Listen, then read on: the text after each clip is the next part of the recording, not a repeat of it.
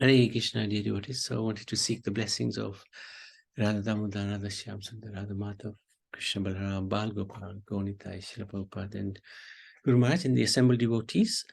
So yesterday we set the scene for the Damodara Lila, how Mother Yashoda was alone with Krishna, and she was in the process of making makhan.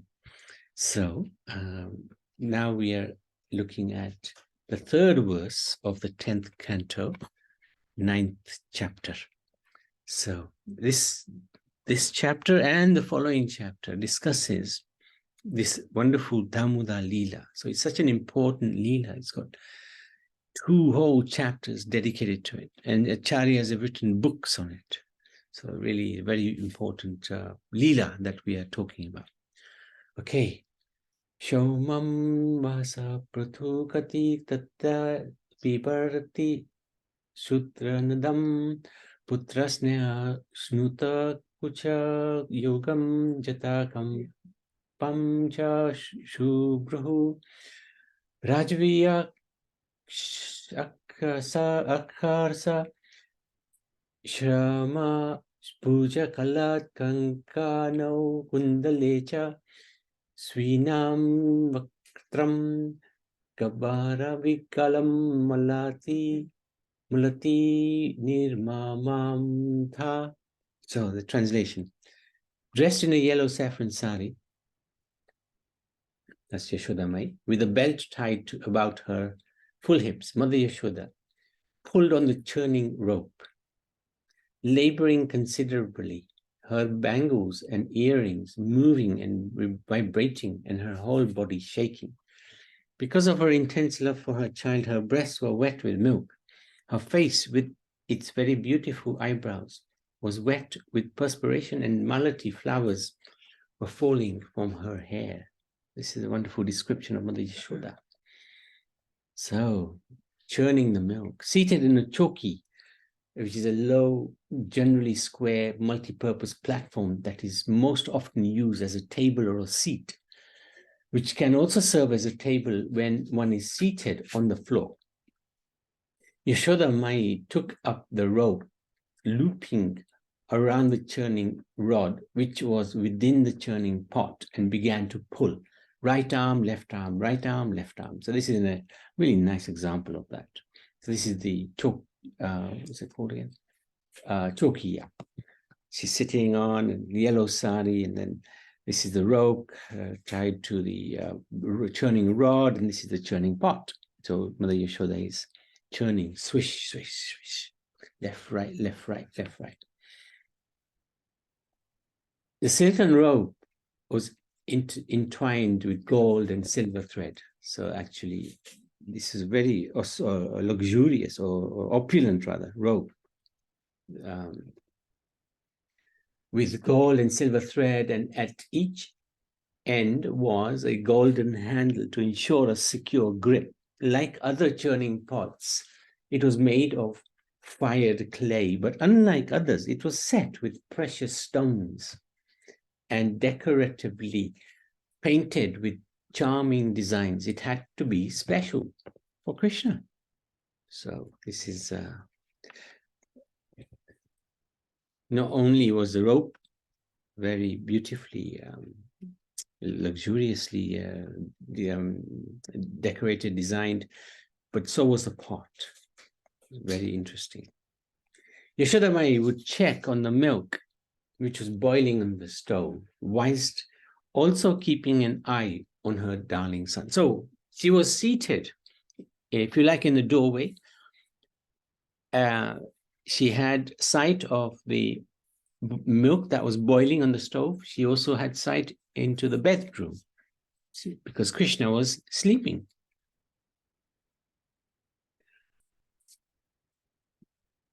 Although she loved it when her charming son was constantly around, she was happy that he was still resting, thinking, my son is so active, he needs the extra rest. Resuming her churning, she would sing about Krishna's glorious and transcendental pastimes. So this is one of the things that she would be singing fantastic bhajans about Krishna. The maternal love of Yashodamai was so strong that she decided that from then on, she will prepare all the butter, milk, everything her son eats. It seems that the maids are not intelligent or experienced enough to do it properly. Hence why her son feels the need to take these things from others' homes, even though he drinks so much of her breast milk and eats so much yogurt. How much can he consume? In the same way, she also made up her own songs of Krishna, even though many professional poets, etc., have written songs about him. After all, who could know more about Krishna and love him more than she? What can the poets know about the true beauty and sweetness of her son? Everything in the spiritual world is conscious. And as the spiritual world was transported to earth to participate with Krishna, everything on earth, on the earth Braj, was fully spiritually conscious. So we see, of course, in the material world that there is matter which is not conscious. But in the spiritual world, everything is conscious. Even the table is conscious. Even the pots are conscious. The churn is conscious. The churn was happy to produce the butter unaided. But Yashoda Mai would have none of that. How would she be able to show her love if not prepared? If not by preparing the butter herself? Her heart would not be satisfied. So Yashoda Mai labored with the pulling of the churning rod, even as fatigue was beginning to set in. The combined sound of her shaking regal ornaments, that's the earrings, bracelets, etc., was like the tinkling of dozens of tiny bells. And together with the swish, swish sound of the churning, was like an orchestral performance with a mind of its own. The tinkling bells were calling out to Krishna, "Oh, source of creation, just see how hard your mother is laboring to make first-class butter." Krishna slowly started to stir. He was sleeping at this time, but he slowly started to stir. Peering through squinted eyes, he took in the scene of his mother's churning. His heart swelled with love and joy. The love radiating from his mother had entered his eyes and shone into his heart, where it was creating a festival of bliss. This is the love that the devotees have for Krishna. It's so overpowering, and it actually melts the heart of Krishna. Right? He was ready to crawl out of bed to embrace her. But at the same time, he was relishing, enjoying seeing his mother's full glory of devotion, while she was taking so much care to serve him by making first-class makhan, or butter. His mother glanced over to see if her darling son was awake. He quickly closed his eyes. She thought to let him sleep a little longer. And also, the butter was still not quite done. Mother Yashoda continued her service and became completely engrossed in meditation upon her gorgeous little son through singing about his glorious pastimes. So this is given in the Gopal Champu by Jiva Goswami. Oh, yes, very good. Karuna, would you like to sing the bhajan that Yashoda Mai was singing? Yes, Prabhuji. Ah, wonderful, wonderful. Thank you.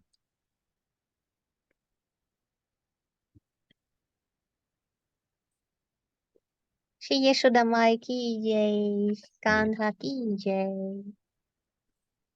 Gokula pati kula, तिलक त्वं वसीहा क्रीत सुकृत व्रज रचित सुखाच नयन्ति समीहा आनन्दोद्भव जन्म महोत्सव नन्दित गोप समाज Sputnik नीति नव मङ्गलकृतिवलय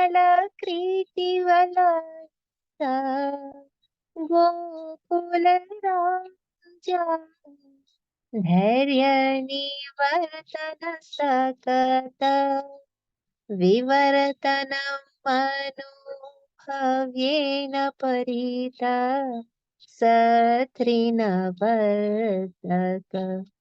वयोनिवर्तक परसेता मधुर प्राङ्गणे विरचितरिङ्गना जलजनयन सुपुण्य ननाकेलिषु दृह्य कालिषु दर्शित वरनैपुण्य तरनकपालधि चाबलित तन्वधि वलयित मञ्जुलशोभा जरति निवर्तौतुक कलहि प्रबलित नित्यलोभ मामतरं मनोसुखम् उद्वितनुप्रततं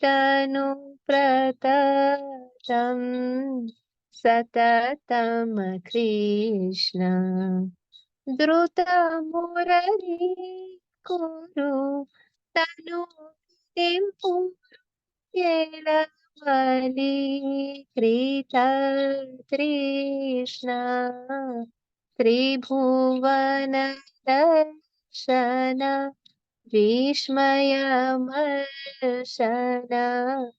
निश्चित वैष्णव माया हरिवरिवश्य सुखदतमस्य विगत जरामरताया हरे कृष्ण कृष्ण कृष्ण हरे हरे हरे राम राम राम हरे Wonderful. यशोदा माई की जय कान्हा की जय Thank you so much. Wonderfully sung. So the translation, oh my dear son, darling, my darling son, you are the crest ornament of the dynasty of Gokulpati. Who's that? Sri Nanda Maharaj. The Brajbasis must have performed greatly pious acts to witness you bringing joy to their hearts. Your activities delight the eyes of all. So this is Mother Yashoda singing about her son. She's completely engrossed in this. You rouse the joy of the cowherd community by the blissful festival of your birth, and by the recent and auspicious act of killing Putana, you have spread the glory of your father, the king of Gokul, far and wide.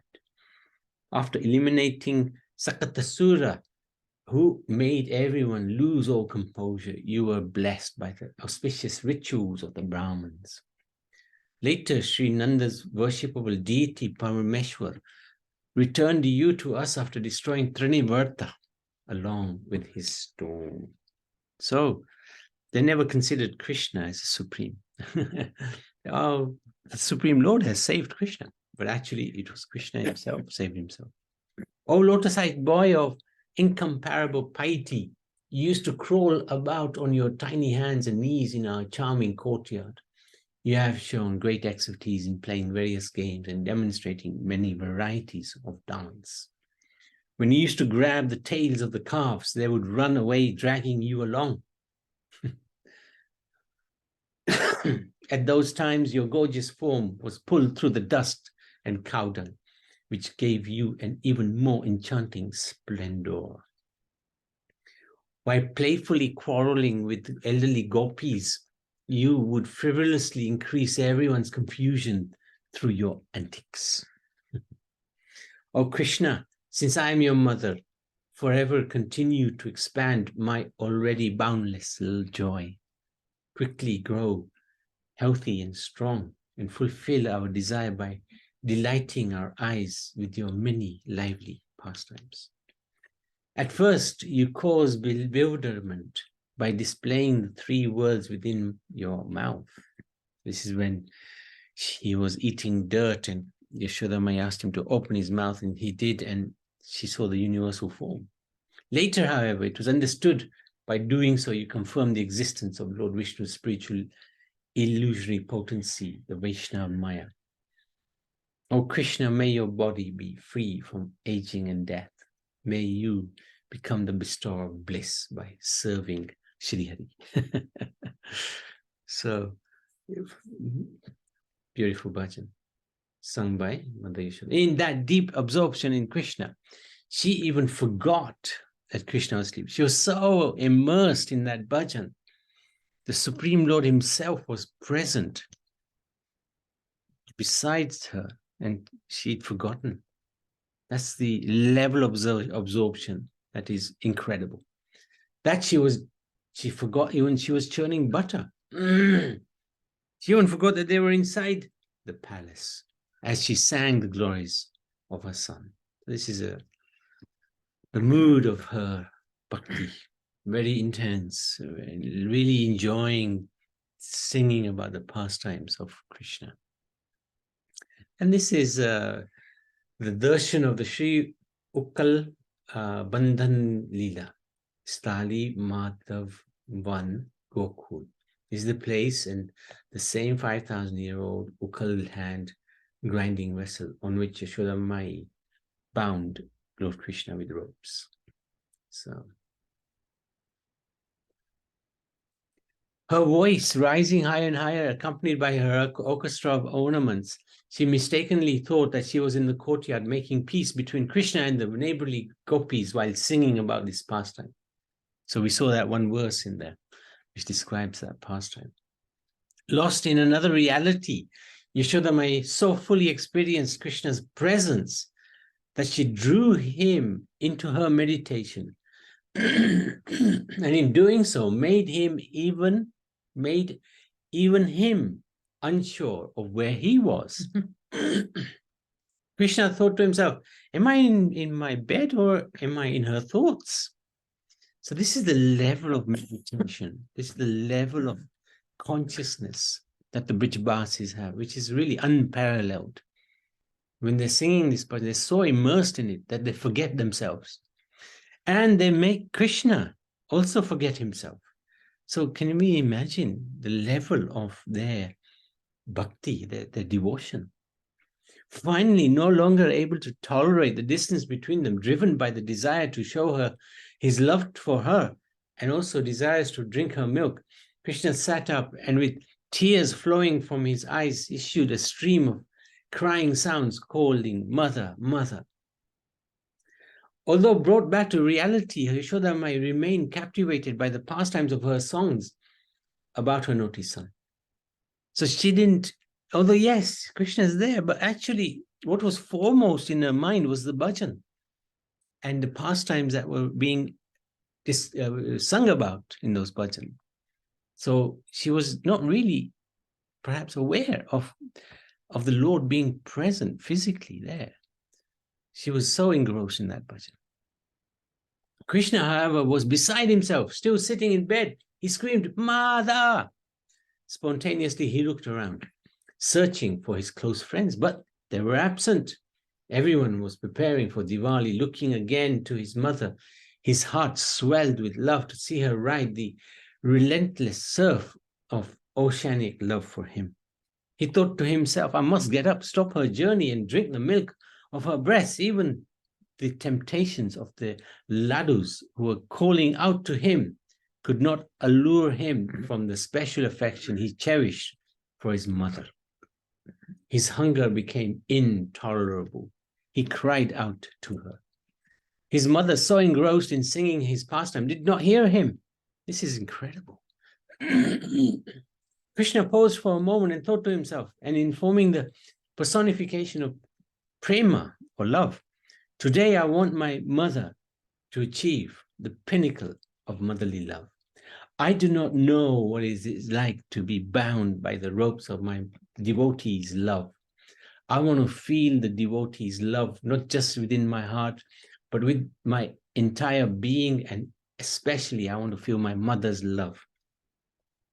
This was the perfect opportunity because he was alone with his mother. If somebody else had been there, they would have interfered with Krishna's plan. Climbing down from the bed, still sleepy-eyed and only wearing a kopin, he tottered in the direction of his mother, softly weeping. Finally, Yashodamai came to full external consciousness. From the corner of her eyes, she saw Krishna approach, eager to relish his moods and movements. She did not greet him, but waited until he stood beside her, stretching his body, rubbing his eyes and murmuring, "Mother, mother." Yashodamai didn't respond, still continuing her service to make makhan. Upset at being spurned, Krishna grabbed at the folds of her sari at one hand, and with the other he caught hold of the churning rod. So he stopped her from churning, grabbed her sari. So, okay, we're now in the next verse, so we can continue that tomorrow. But this is showing, this pastime shows the incredible intensity of love the devotee has for Krishna. And this is the level that we have to try to aspire to attain. Not so easy, but following in the footsteps of the Brijbasis, this is what we have to try to attain. Whatever seva we are doing, we're so engrossed in it, nothing else matters. Nothing else matters. This is very important to have that spiritual consciousness to really get the full benefit of the devotion we're trying to put in. So if we're doing some seva, there's nothing else more important than that seva. Nothing else more important. Mother Yashoda herself is the example. Her seva of making the butter and singing Krishna's pastimes was even more important than the presence of the Lord himself. So we can see how powerful bhakti is. It's independent of Krishna. But, of course, it is all connected to Krishna. It's not separate from Krishna.